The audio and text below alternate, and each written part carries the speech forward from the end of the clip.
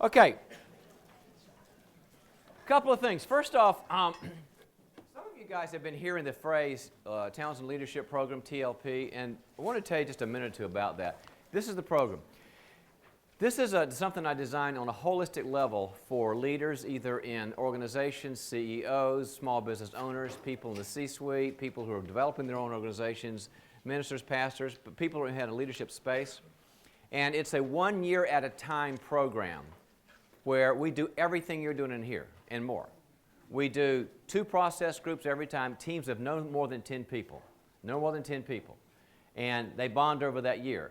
And they don't even know each other. It's like, some are in IT and some are in real estate and some are in the music business, some are in management. But they bond together for a year, form their own tribe. They meet 1 day a month, and we have many, many TLP directors all over the country now that I've trained. And so, in fact, a lot of your facilitators are TLP directors. So they've been specially trained for, like Dennis and Jenny and Bobby and Steve and Scott and Elaine, all these people, and Juliana. And they've been trained all over the country. They will take the team. Their next ones probably start January. We go a year at a time. Meet once a month, fly in or drive in, and have stretch goals. What do you want to accomplish spiritually, in your business, emotionally, in your relationships, in your marriage, in your non-marriage. Have goals about that will stretch you.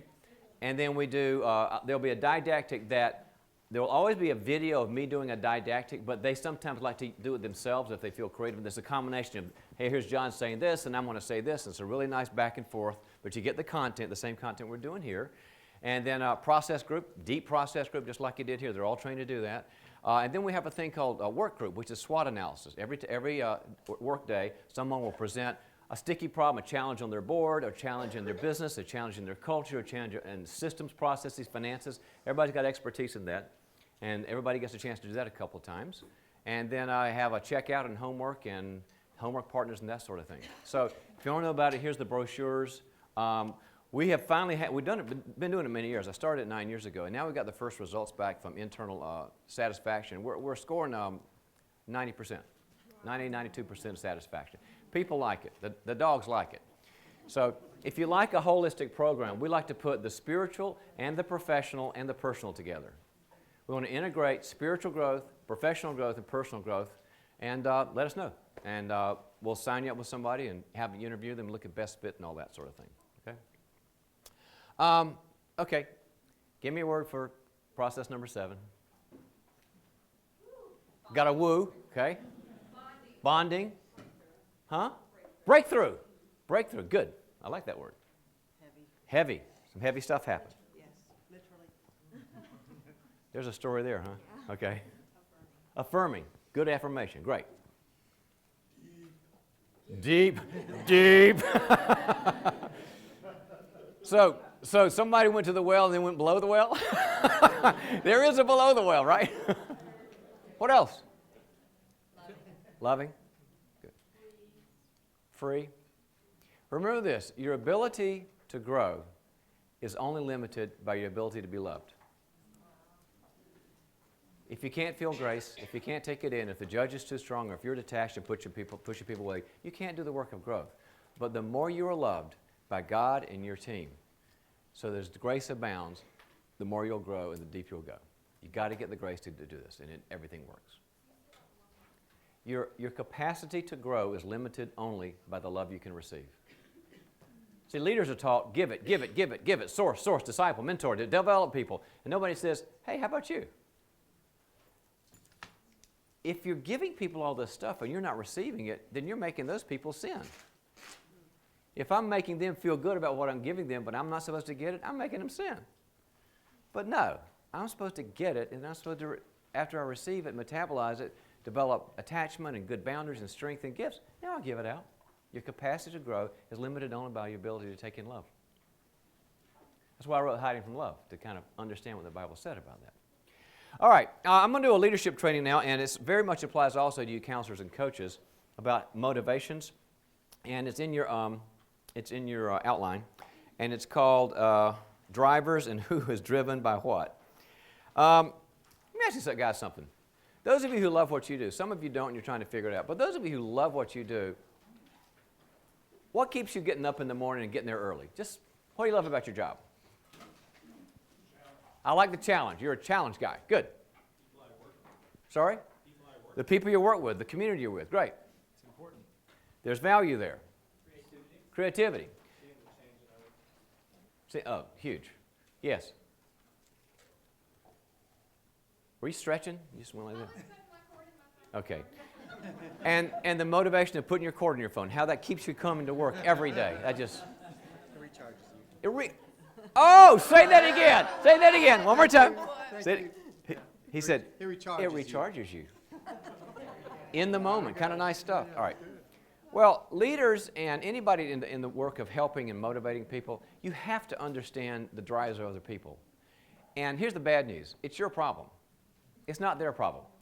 If you're going to lead, you've got to understand their drivers, because motivation, it's just called the world of intrinsic motivation, is not a cookie cutter. Different people are driven by different things. And so this is just a quick training on giving the skills for that. My favorite Bible verse here, I love this Bible verse. It's in Proverbs 16:26. The appetite of laborers works for them. Their hunger drives them on. Some workers have an appetite for, like you said, being around cool people that you feel good about. Some people love the challenge. But if you want to get people to stay on and be there a long time, you've got to figure out their drivers, and people have different ones. The definition of a motivation is any factor that results in high performance.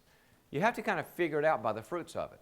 Some things people like, but it doesn't make them work any better or harder or faster or smarter. But when you find that spot, something comes on. It's like when Tiger Woods, we used to go in the zone, and nobody in history could beat Tiger Woods. Forget the character issues. I just want to talk about skill for a second. Nobody, he was not human. He went to a zone that we can only imagine if you know golf at all, because they found the motivators that took his talent, expressed it. And that's what you need to do with the people that are reporting to you and responsible to you. I have a model of 9 drivers. I've kind of worked this out with my own research and working with leaders a long time. These are the things that really drive people to do really good stuff. The first one is the tangibles. What are the tangibles? Well, the comp package, insurance benefits, commission, et cetera, et cetera. Those are really important. And you've got to make sure that people are taken care of and they're getting something on the market level. And if they leave because of the comp package, shame on us. Because we as Christians ought to be, up there with the world and having excellence rewarded. So make sure that the comp makes sense. One of my TLP members a few years back, she is a comp specialist. And I've used her for different companies. And I had no idea how complicated it is. She has a whole science, and it's wonderful stuff to figure out what people's expertise is, what the market says, base, bonus, commission. But pay attention to the tangibles. They're very important to people. You may want the mission to say, look, I'm sacrificing everything for this. And they may go, I'm not. And shame on you if you make them do it, right? Second one is security. This is what I call a lower level motivation. Some people want to know at least that there's a steady paycheck. Maybe they're divorced and they got 3 kids and they're really struggling, and all they need from you is a certain amount of stability. You're just saying, look, we've been here a while, we plan to be here a while, and nobody can guarantee anything forever in this world, but they're motivated by security. So you do the best you can to help them know, we're stable, we're going to stay stable, we're going to take care of you, we're going to give something steady, because most of the time their life is so chaotic outside of the work that it's sort of you owe it to them to give them some space where there's predictability and structure that they can calm down. And some people's life is so awful that they come to work to feel peace. Then there's so much chaos. At least I'm going to have a break at 10 and talk to some nice people and then have lunch at a certain time, and here's my cubby here and nobody's bothering me. Give them that. They need the security. It helps them with the chaos they're feeling. The third one is expression of talent. Expression of talent is that some people feel really good when they're in that, it is the zone. When they're doing something that God gave them. And a guy I like a lot, has anybody taken Strength Finders 2.0? Okay, and written by Marcus Buckingham, was a great leadership consultant. I love the guy. He worked for Gallup, and Gallup gave him his chops. Probably 750,000 people have taken Strength Finders. It's highly reliable, highly viable, and valid. And he has a thing about passion, which I love. He says, you know how you can figure out if somebody's in their passion? Does anybody remember that part in the book? They lose something. Who said that? Who said that? They lose time. They'll in there, and maybe they're like engaging with a customer, and it'll be like an hour, and it'll feel like 5 minutes. Well, that's somebody that's in their zone.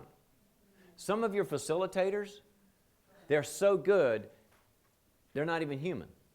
And if I say to your facilitators, why did you say? They'll go, I don't know.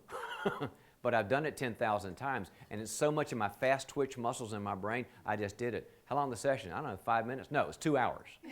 They lose time. But the other side of the brain works that way too. What makes a CPA lose time? And happy, happy, happy. Now look, they've been trained in accounting, they were in a big 8, they do numbers. What makes a CPA lose time? One thing. Anybody know? When this side on the debit equals this side on the credit, and it's not a nickel off, and they pop the cork and hallelujah, and all the right-brainers are saying, that's not about people and feelings. They say, I don't give a rip. The debit is 0 and the credit is 0. Whoopee! And I'll tell you something, I love left-brainers. I love left-brainers. I would not drive across a bridge made by one of you right-brainers. I'll love you, I'll do process group with you, I'll hug you, I'll talk to your inner child. I ain't driven across a bridge you're building. But a left-brainer, absolutely. Linear, dependability, my car's going across your bridge. So they feel passion too. So you got to find out when they're in the zone. You got to develop that. The next one is challenge. Over there you said challenge. That's one of those for me is I get bored easy. And if everything's too easy and I don't feel pushed a little bit, I get sort of like lazy and I don't want to do it. So with your lower level people, don't challenge them a lot. With your higher level people, I promise you, the ones that are going to make you successful, which I would call your rock stars, because if you've moved beyond a one-stop pony shop, where you're the only one and you've got people around, the only thing that's going to bring you to the next level is your rock stars. They won't stay if they're not challenged. They'll get a good comp bonus, and they'll get niceness, and they'll get pushing from somebody else. You give it to them. So find out if they're kind of mainstreaming and just sort of like turning the crank and go, what do you want to do that kind of pushes you? And they'll tell you. Go for the challenge. Yes, ma'am. In Holland, we're working with gifted people. We have a term called, yes, with gifted adults, we have a term called bore out. And that's sort of what you Absolutely. Yeah, it's very, very functional. Bore out means I'm done. Keep pushing them. The fifth one is career development. You may be on a track for somebody. There's the career development ladder. One of my kids has got a new job, and he's on what they call the job ladder. And they're telling him, to get to here, here's the steps. To get to here, here's the steps. You want to get to here. And he's on there, but you know what? He may not end up there. How many people finished where they started? None of us do. In fact, I think the average is 2 or 3 years now. And I think every leader ought to be generous enough to say, you may not stay with us forever. We'd love for you to. But we wanted to give you the skills for your whole career and be generous and equip you to whatever you do. And God bless you. And I never burn bridges. When somebody leaves me, I never go, well, we're in competition now. That's awful. I go, how can I support you? You want to put up a sign across the street? I'd love it. Let's have lunch. But you help them develop on that space you've got them. We owe it to them as leaders to develop them beyond our engagement with them. And they will sure appreciate it. Get them on tracks. Take them to seminars. Send them to this. Take them to places where they'll develop. They need development. The sixth one is passion. And passion doesn't make any sense sometimes. One of my TLPs was a pastor's wife. And the pastor's a great guy. And she did the 4 kids thing and raised kids. But you know what she wanted to do? Sales. She loved sales. California, all right, real estate sales. And when the kiddos got old enough, we thought she'd be playing piano on the Baptist hymnal forever. Kids got old enough, she went out there and she's killing it selling condos in Southern California. And he loves his pastor. And she had no idea, but she kind of felt the passion. She's doing great. She went with that. People to go the other way too. Some people say, I loved sales, but I want to go in ministry. And I'm not one of those who believes in the sacred secular split. I don't think God has that. It's all spiritual. A person can be a missionary in China and that's spiritual, and a person can be in an Amway and that's spiritual. A person can be selling shoes and that's spiritual because God is spiritual. So don't do the higher, lower. That stuff drives me crazy. It drives me crazy. There's no higher, lower. It's what God called you to. Number 7 is connections. Some people are just motivated by the relationships they have. They get in there with nice people who are fun and energetic and push each other and they joke around.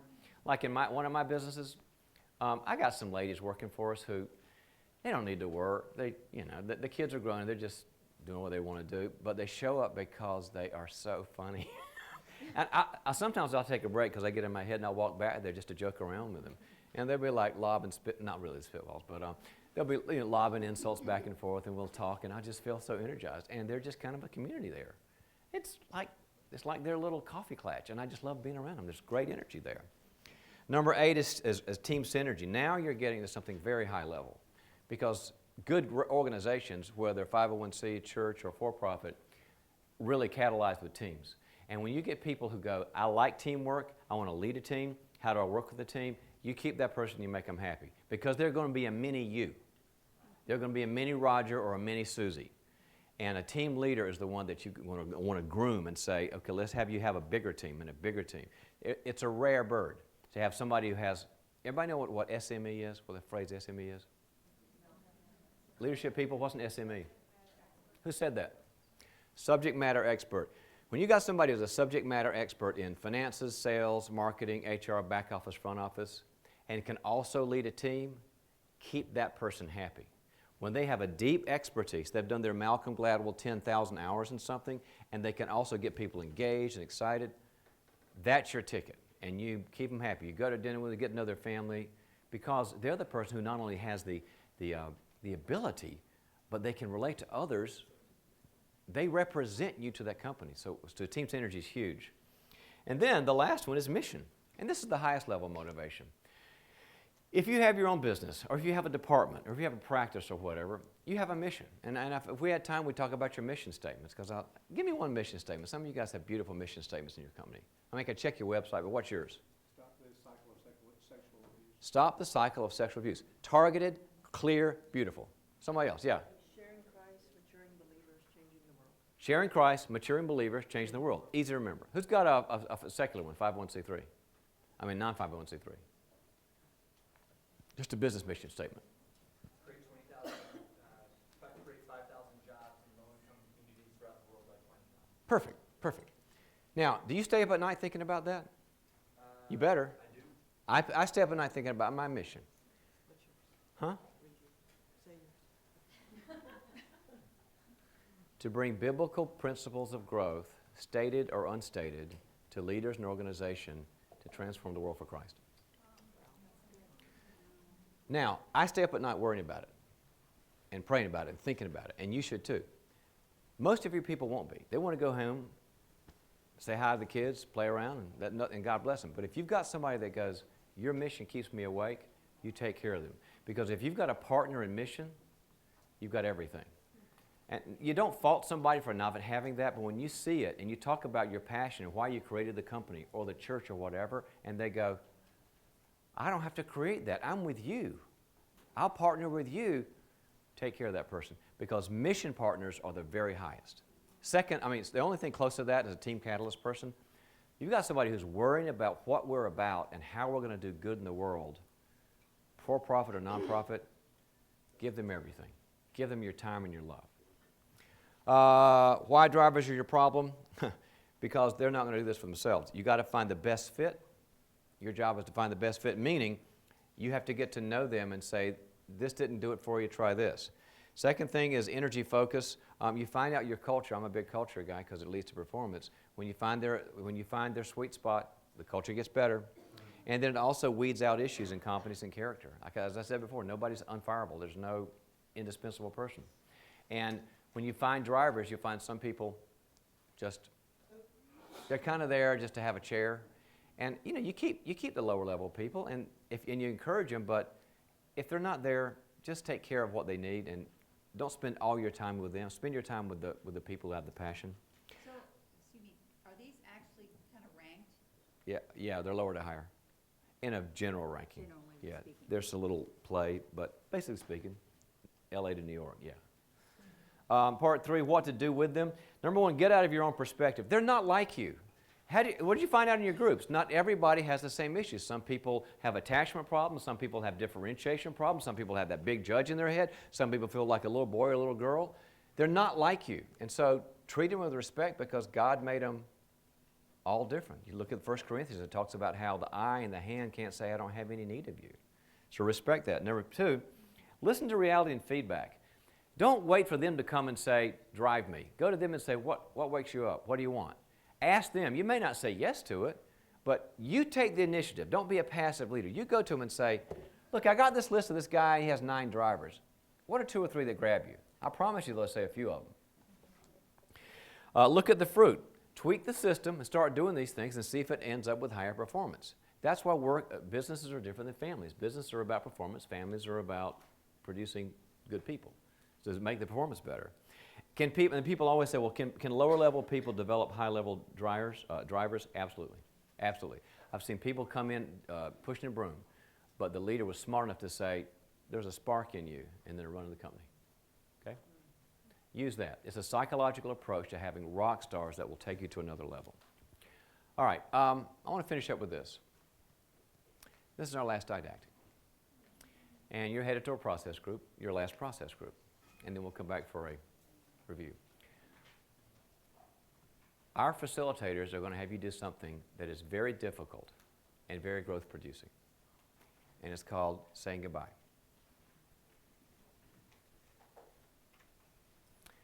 We don't honor saying goodbye. You know what we say? See you later. I'm sure I'll see you later. I'll see you at Starbucks. I'll beat you at a committee. What that means is I'm terrified of my sadness.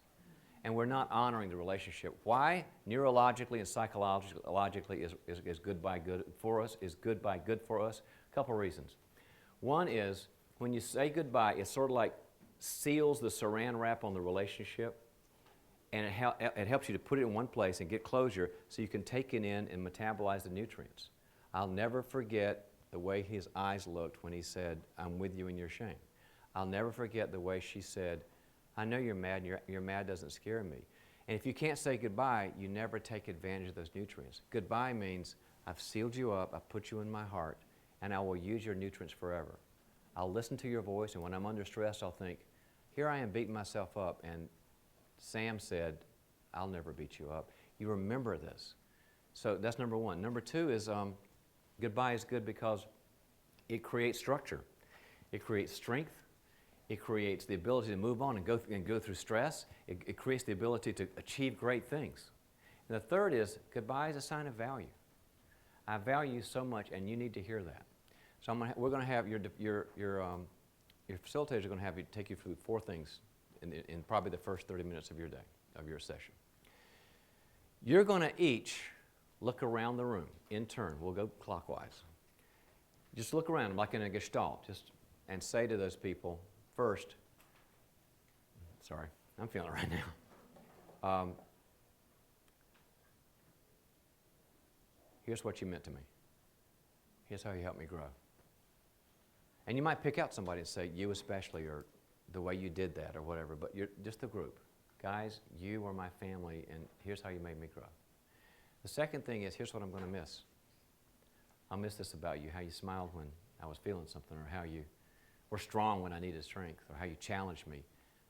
But I'm going to miss that. The third thing is, I want you to know, whatever season we're in, or whatever, that I'm with you forever. And the fourth thing is this. You have to say the words goodbye.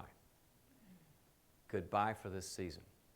Some of you will be together next week in a class, so it's not that sort of goodbye, but this will never happen again. The inaugural process groups of the 2015 Institute student body, this is it. So goodbye for this season. And you're going to have a lot of emotion, and you should, because the work you guys have done with grace and truth and time is unleashing all sorts of things in you. You owe it to your team to say, here's what you did to me. Here's what I'll miss. I'm going to keep you forever. Goodbye for this season. It will be an imprint for the rest of your life. So do it. Be very good for you. Scott?